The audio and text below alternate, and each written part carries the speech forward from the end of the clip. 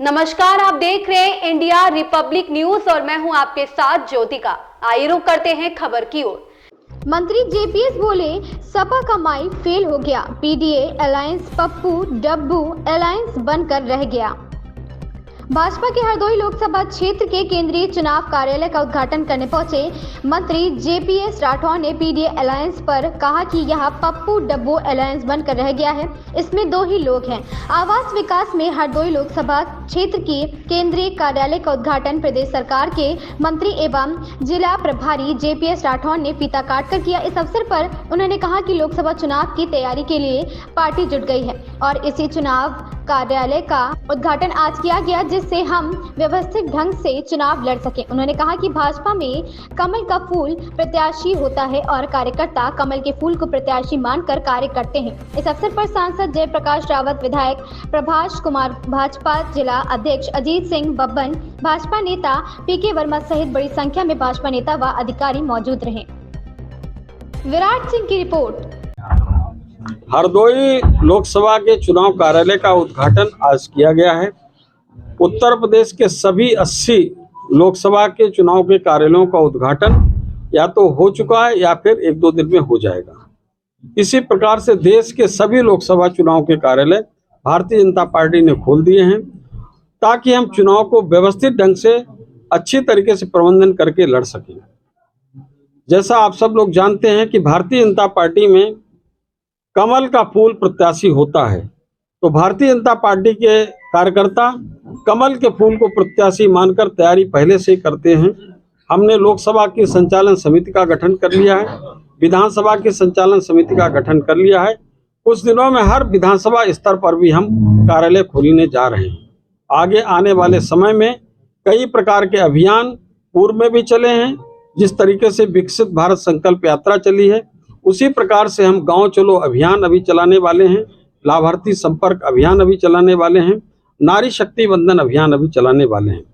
कई प्रकार के सम्मेलन जिसमें युवाओं के लिए, किसानों के लिए, महिलाओं के लिए और लाभार्थियों के लिए इस सम्मेलनों का भी आयोजन हम करने जा रहे हैं और साथ ही साथ प्रचार प्रसार के लिए कमल के फूल दीवार लेखन इसका भी कार्यक्रम भारतीय जनता पार्टी ने तय किया। सर, दावेदारों की होर्डिंगें बहुत लगी हुई हैं, लेकिन यहाँ दावेदार आज जो है नगण्य नजर आए, इसके अलावा कुछ दिखाई नहीं पड़ा। क्या जैसे कमल का फूल ही है, लेकिन दावेदारों ने अपनी कमल का फूल मांगने के लिए होर्डिंग बहुत लगवा रखी है। देखिए, सभी दावेदारों से बात की जाती है। भारतीय जनता पार्टी में सभी दावेदारों का सम्मान किया जाता है और उसके बाद पार्टी अपने ढंग से काम करती है और दावेदार जहां पर भी आएंगे तो उनसे अभी कार्यालय में जा रहे हैं, बैठक करेंगे।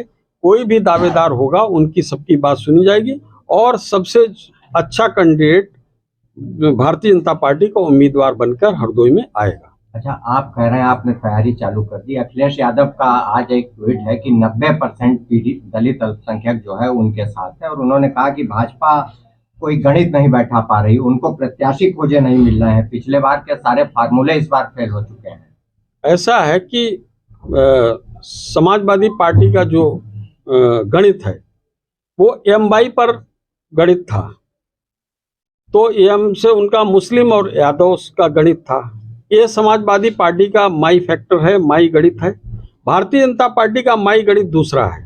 भारतीय जनता पार्टी के एम का मतलब मोदी, बाई का मतलब योगी, तो ये उनका माई फेल हो चुका है। भारतीय जनता पार्टी का माई बहुत प्रचंड बहुमत के साथ सरकार बनाने के लिए आगे बढ़ रहा है। और जिस तरीके से आपने पिछड़ा, दलित और उसकी बात करी, जो पीडीए अलायंस है ये केवल और केवल पप्पू डब्बू अलायंस बनकर रह गया है। इसके अतिरिक्त कुछ नहीं है। इसमें दो ही लोग हैं और 2017 में वो अलायंस पूरी तरीके से फ्लॉप हो चुका है। उस समय समाजवादी पार्टी को मात्र पूरे प्रदेश में विधानसभा में 47 सीट मिली थी। कांग्रेस का भी बुरा हाल हो गया था। उससे भी ज्यादा बुरा हाल कांग्रेस के अगले 2024 में होने जा रहा है। अच्छा, एक सवाल और है सर, आज धामी कैबिनेट में यूसीसी का ड्राफ्ट जो है लाया जाएगा। क्या उत्तर प्रदेश में भी जो है इसको लाने की तैयारी है? क्या प्लान बना रही है सरकार? देखिए, भारतीय जनता पार्टी का हमेशा से रहा है कि पूरे देश में एक सा कानून होना चाहिए। ये नहीं कि किसी धर्म के व्यक्ति के लिए किसी दूसरा कानून, तीसरे के लिए दूसरा कानून। ये आगे चल के देश के जनभावना के हिसाब से पूरे देश के लोगों से विचार विमर्श करके जिस प्रकार से कानून बनना चाहिए, कानून बनाने के लिए भारतीय जनता पार्टी के वैचारिक उसमें और सैद्धांतिक सहमति रही है। जब समय आएगा तो उसको पूरे देश में बनाने का काम किया जाएगा। ओवैसी साहब का एक बयान है, वो कहते हैं कि लाल कृष्ण आडवाणी को भारत रत्न देना जो है दुर्भाग्यपूर्ण है। जहां जहां वो रथ लेके गए वहां दंगे हुए।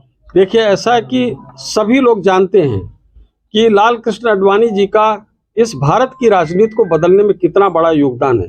पूरा जीवन उन्होंने भारत की राजनीति और भारत के लोगों को समाज के विकास के लिए लगा दिया है।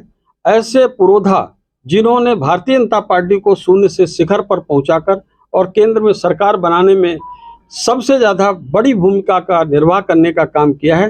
अटल बिहारी वाजपेयी जी को पहले ही भारत रत्न मिल गया, उनके अनन्य सहयोगी लाल कृष्ण आडवाणी जी को आज भारत रत्न मिला है। इसके कारण भारतीय जनता पार्टी के एक एक कार्यकर्ता ही नहीं, देश का एक एक नागरिक गौरवान्वित है और मुझको लगता है इससे अच्छा निर्णय कुछ नहीं हो सकता है और किसी प्रकार से कोई आलोचना का इसमें वो बचा नहीं है। उन्होंने कहा कि उन्होंने जिन्ना की भी प्रशंसा की थी, जिन्ना की प्रशंसा करने वाले को पुरस्कार दिया गया। तो वो जिन्ना की बुराई करें, वो वैसे खुलकर बोलें कि जिन्ना गलत थे, तो वो जिन्नावादी तो खुद बनते हैं।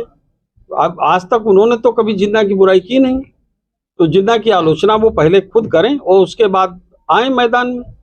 राहुल गांधी का एक स्टेटमेंट है, वो कहते हैं कि मोदी जी अपने को ओबीसी कहते हैं और उसके बाद कहते हैं कि देश में दो ही जातियां हैं, एक अमीर और एक गरीब की। नहीं, मोदी जी ने चारों जातियों को स्पष्ट कर दिया है कि देश में चार जातियां हैं, युवा है, महिला है, किसान है और गरीब है। चार जातियों को स्पष्ट करने का काम मोदी जी ने किया है और राहुल गांधी जी ने अगर केवल दो ही सुना है तो मैं समझता हूं कि आप लोगों के माध्यम से फिर से कहना चाहता हूं कि मोदी जी ने इन चार जातियों को कहा है और ये भी कहा है इन चार जातियों का अगर भला हो जाए, कल्याण हो जाएगा तो पूरे देश के में सबका कल्याण हो जाएगा। उसी के लिए हम प्रतिबद्ध हैं। उनका कहना यह है कि मोदी जी अपने को ओबीसी कहते हैं और उसके बाद जो है कहते हैं कि देश में दो जातियां हैं, मतलब खुद को। देखिए, कभी कांग्रेस नारा दिया करती न जात पर न पात पर मोहर लगेगी हाथ पर। आज उस वैचारिक उससे विचलित हो गई कांग्रेस। तो वो कांग्रेस सोच ले कि जो इंदिरा गांधी जी ने जो विचार दिया था, वो नारा दिया था, राहुल गांधी क्या उसी विचार के साथ, उसी नारे के साथ हैं जो आज दूसरी तरफ वो भाग रहे हैं। तो पहले तो वो अपने गिरेबान में झांक के देख ले, अपनी कांग्रेस की वैचारिक पृष्ठभूमि को जान ले और उसके बाद बात करें। धन्यवाद। इस खबर में बस इतना ही। बने रहिए इंडिया रिपब्लिक न्यूज के साथ।